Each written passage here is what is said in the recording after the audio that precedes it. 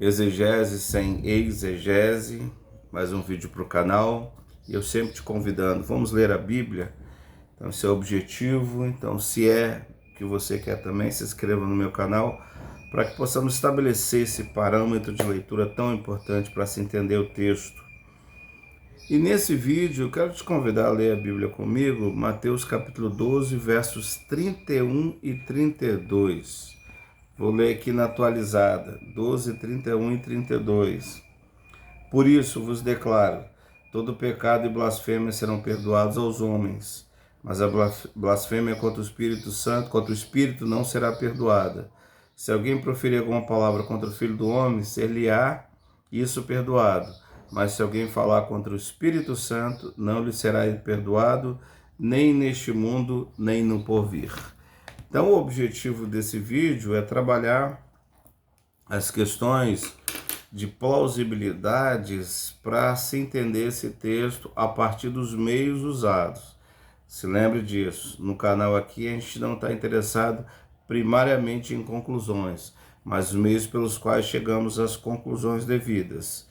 Na verdade, essa questão da blasfêmia contra o Espírito Santo é uma questão que tem trabalhado a igreja há muito tempo, desde Agostinho, que tinha uma percepção, Irineu, ou seja, não começou hoje a dificuldade com a questão da blasfêmia contra o Espírito Santo. Desde a patrística isso é uma realidade. E no nosso contexto evangelical, a blasfêmia contra o Espírito Santo é vista de várias formas. O indivíduo diz, teve uma manifestação na minha igreja, não pode falar porque está blasfemando contra o Espírito Santo. E várias possibilidades, na verdade, declaradas que estão no imaginário do cristão. Felizmente, tudo isso está no nosso imaginário. Tem que ser realmente trabalhado para que possamos entender o que de fato o texto quer dizer. Então vamos lá. Estamos aqui com esse verso, um verso difícil. O que ele quer dizer? Então, a gente costuma trabalhar a questão da análise estrutural. Esse texto é uma narrativa, o tipo textual é uma narrativa. A análise estrutural, ela pensa sempre no livro como um todo. Então, se voltar ao capítulo 11, você vai estar na terceira narrativa do Evangelho. Então, esse Evangelho ele tem uma dinâmica de narrativa-discurso, narrativa-discurso. E a que começa no capítulo 11 é a terceira narrativa. Ela vai até o capítulo 12, verso 50, porque no capítulo 13 nós temos novamente o discurso. Então, a primeira questão é a análise estrutural. Na verdade, são 5 narrativas e 5 discursos ao longo do livro. Então, eu preciso ter essa ideia na análise estrutural. Outro ponto importante é entender a análise estilística. De fato, o que está acontecendo aqui? Você tem quiasmo, tem inclusio, tem repetição. Quais são os mecanismos literários trabalhados aqui com muito cuidado?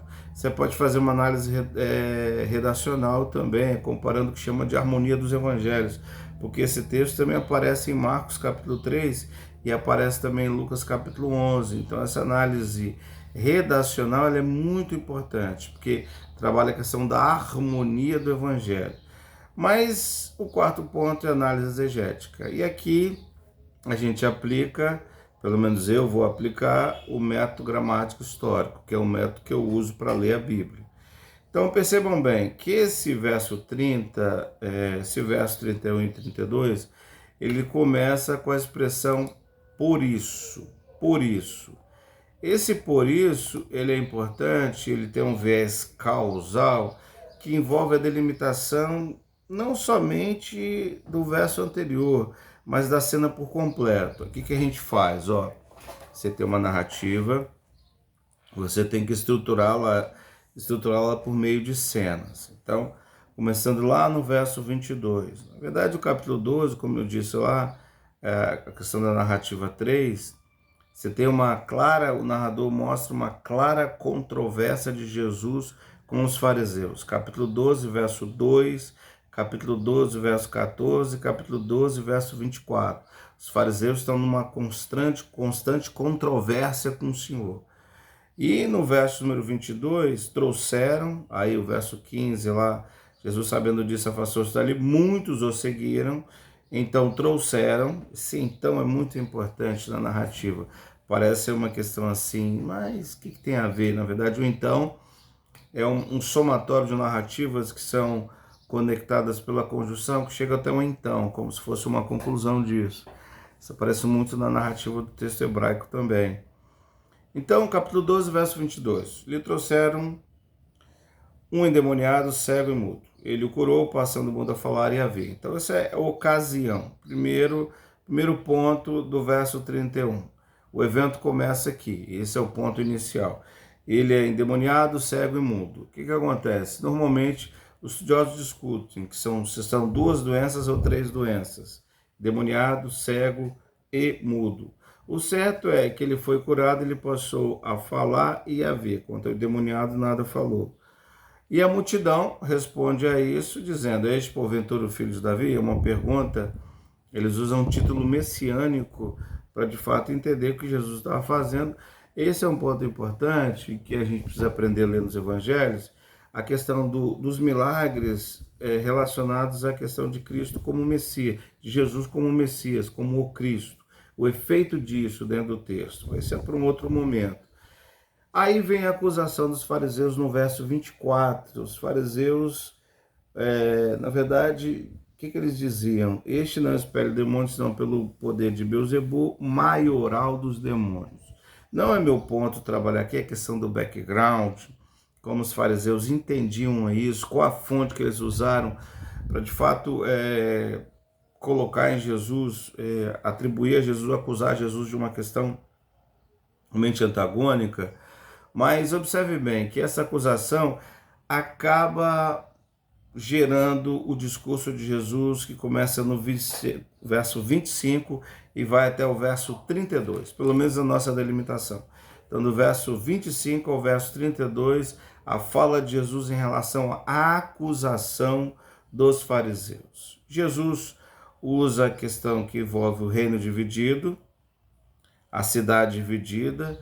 Se Satanás expulsa, espelha Satanás dividido, está contra si mesmo. Se eu expulso demônios Beelzebul, por quem expulso vossos filhos? Pois eles mesmos serão os vossos juízes. E essa conjunção C vai aparecer no verso 26, no verso 27. E no verso 28 tem uma questão importante. Se, porém, esse contraste que o narrador coloca na questão das cenas é muito importante. Se, porém, eu expulso, percebam bem que agora o verbo está em primeira pessoa. No verso 25, o verbo está em terceira pessoa, que é característico da narrativa. Agora, o personagem, de fato, Jesus aparece falando em primeira pessoa. Se eu expulso demônios pelo Espírito de Deus, certamente o reino de Deus chegou sobre vós. Então, esse verso 28 é muito importante, que ele pode ser a conexão com o por isso. Então, eu posso conectar o por isso do verso 31 diretamente ao verso 28, ou conectar todas as expressões estruturais de cenas que vem desenvolvendo no chamado fluxo enredo da narrativa. Fluxo enredo. Então, ele fala do valente, e no verso 30 ele diz: quem não é por mim é contra mim, quem não comigo ajunta, espalha. Então, percebam bem, aí por isso, vos declaro, todo pecado e blasfêmia serão perdoados aos homens, mas a blasfêmia contra o Espírito não será perdoada.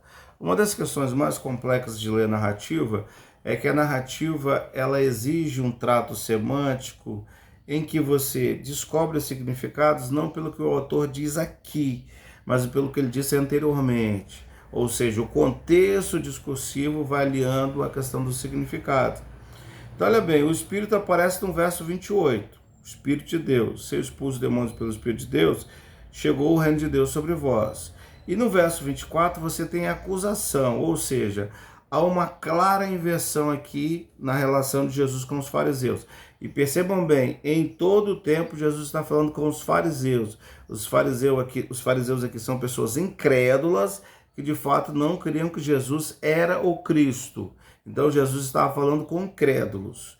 E claramente essa conexão do verso 24, do verso 28 com o verso 31, diz que a blasfêmia aqui, pelo contexto, é atribuir a Beelzebul aquilo que era realizado pelo Espírito. Eles dizem, esse expele demônios por Beelzebul. E Jesus fala, uma vez que eu expulso, tomando a conjunção aqui a grega como conjunção subordinada de primeira classe, tomando como verdade que eu expulso demônios pelo Espírito de Deus, o reino de Deus chegou. Então, uma vez que Cristo fala que expulsa pelo Espírito de Deus, e os fariseus dizem que ele expulsa por Beelzebu, a blasfêmia contra o Espírito, que, ou seja, que é o responsável, de fato, aquele que o servo sofredor recebe o poder para realizar, que usa o servo sofredor como instrumento para realizar essa obra, para mostrar que ele é o Messias. Então, quando eles se atribuem ao diabo, eles estão blasfemando contra o Espírito. Eles blasfemam contra o Espírito. E a blasfêmia contra o Espírito não será perdoada. Então, aí você já tem em mente, mas a grande questão é, primeiro, não se esqueça, Jesus está falando com fariseus e não com crentes. Não com pessoas que de fato eram teístas, acreditavam em Jesus. Jesus está falando com os fariseus. Olha o cenário da narrativa. Então a gente costuma tirar o texto da sua análise de fluxo e enredo e acaba atribuindo ele em conexões muito erradas. Ele está falando com os fariseus, ó. Todo pecado, mas a blasfêmia contra o Espírito Santo não será perdoada. Ou seja, o que é blasfêmia contra o Espírito Santo? Atribuir ao Beelzebu aquilo que era obra do Espírito. Verso 32. Se alguém proferir alguma palavra contra o Filho do Homem, se-lhe-á perdoado. Mas se alguém falar contra o Espírito Santo, não será perdoado nem neste mundo, nem no porvir. Então percebam bem que esse verso 32 ele é muito importante, porque ele faz uma dinâmica de correlação que aparentemente não é muito clara. Proferir contra o filho pode, mas contra o espírito não pode, porque não há perdão. Como assim?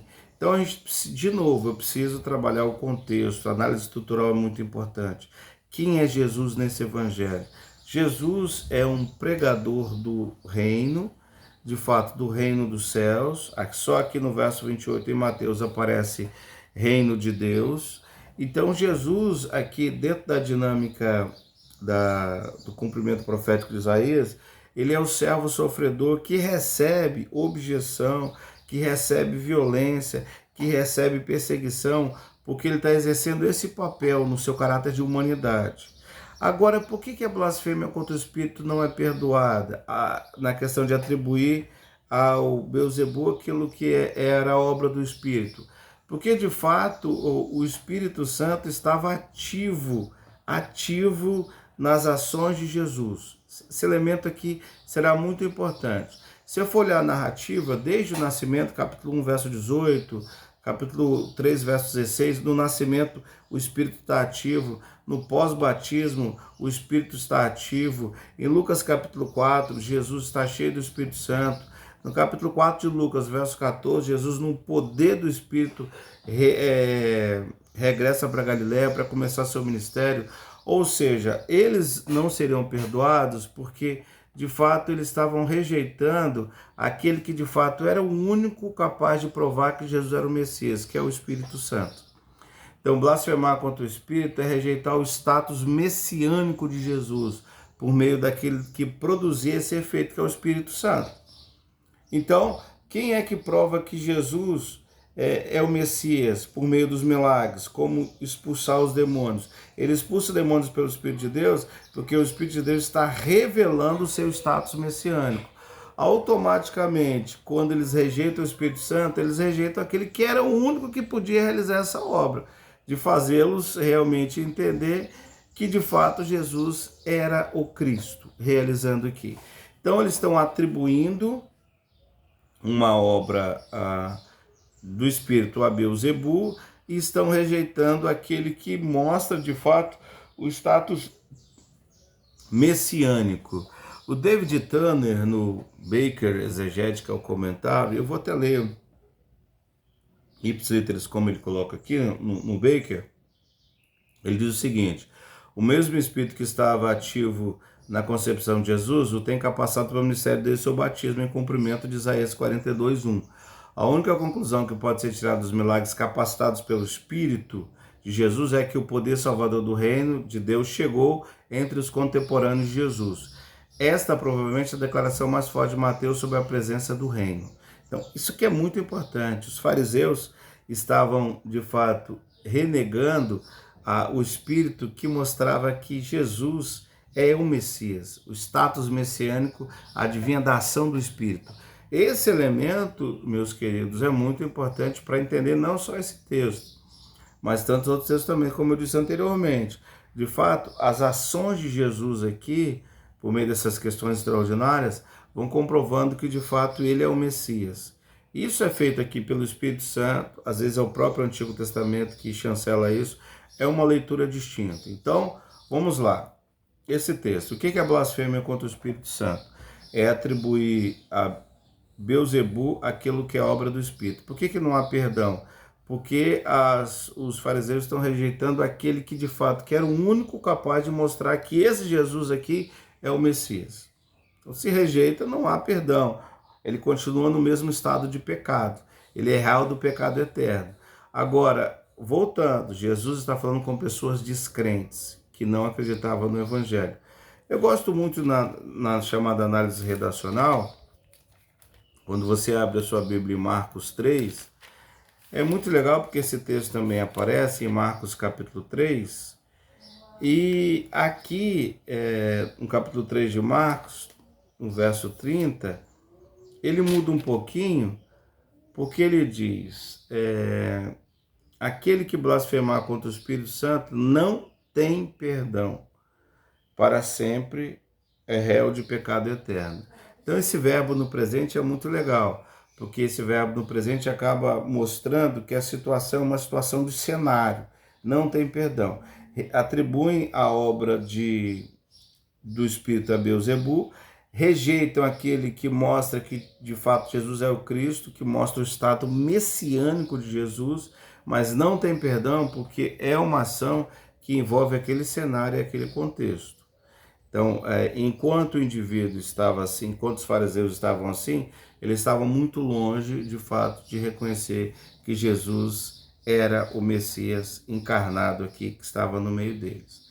Então, irmãos, a gente analisou aqui esses compostos de leitura, análise estrutural, estilística, redacional, e paramos a análise exegética, para entender um pouquinho do que esse texto pode dizer. Claro, aqui na minha leitura parece ser essa a ideia mais coerente com a leitura desse texto a partir dos componentes que eu usei aqui, juntamente, deixei claro quais são os meios que eu estou usando aqui.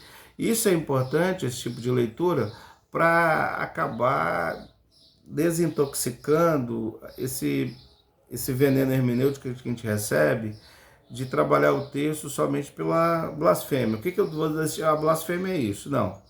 Tem uma dinâmica de fluxo enredo narrativa que tem que ser respeitada. Então, essa aqui é um excelente ponto de partida, um bom ponto de partida, melhor dizendo, para a gente examinar com mais cuidado esse texto. Fica com Deus aí, um abraço.